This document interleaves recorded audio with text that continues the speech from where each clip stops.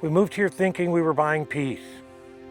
Instead, we bought delays, dead plants, storage bills, and 4 months and nothing working. If you're starting a homestead from scratch, this is what no one warned you about. I thought the homestead life would be idyllic. You know, sunrise coffee, evening by the fire. Nature really doesn't care about your dreams.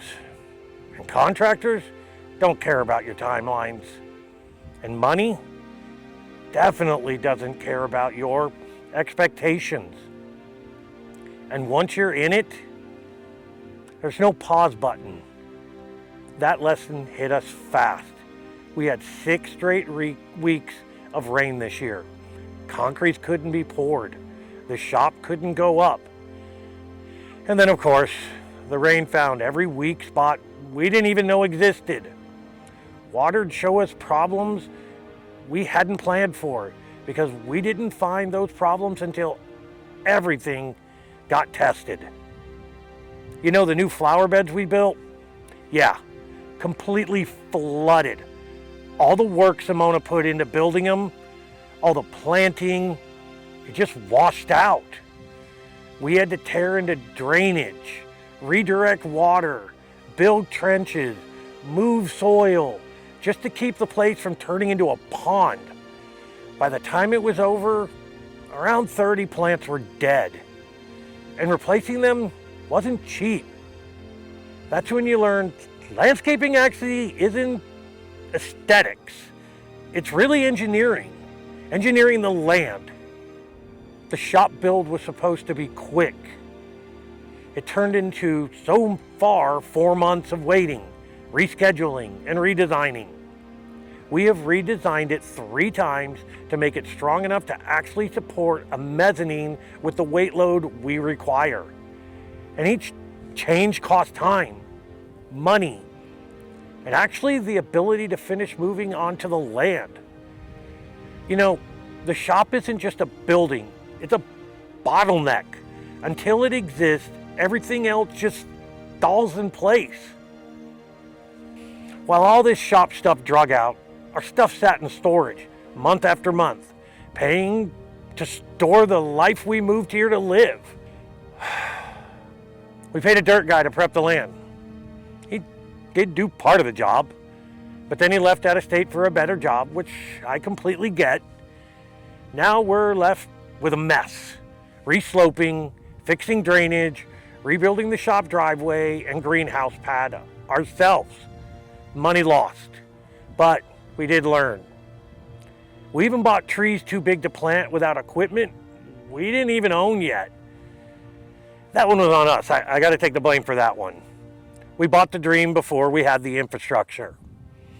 So they sat around, waiting on the rest of the plans to catch up. Eventually, it did, and they are in the ground. Some contractors took it upon themselves to drive across wet ground, rut everything up, and just leave. No fixing, no cleanup, just another mess added to the list. On raw land, every shortcut gets paid back with interest. Then, put up a great fence, windstorms. They came through and took down parts of the fence. Let's just add that to the list. And around here, something is always breaking, failing, flooding. Let's just say it again, or failing. This is the part no one really prepares you for.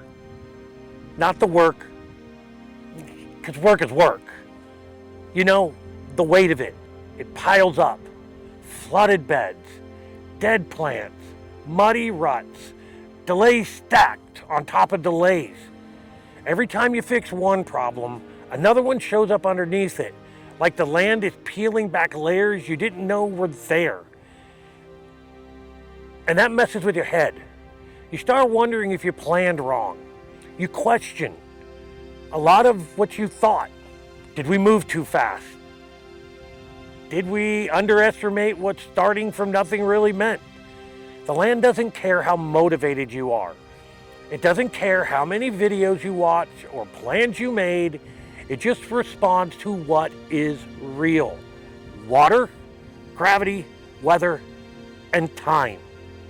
And that mentally grinds. Wears on you way harder than the physical work ever does. And yeah, the DIY fails are real. You bought the wrong screws, you made the wrong measurement, you took the wrong assumptions. Nothing humbles you faster than the land reminding you who's actually in charge. Because I promise you, it's not you.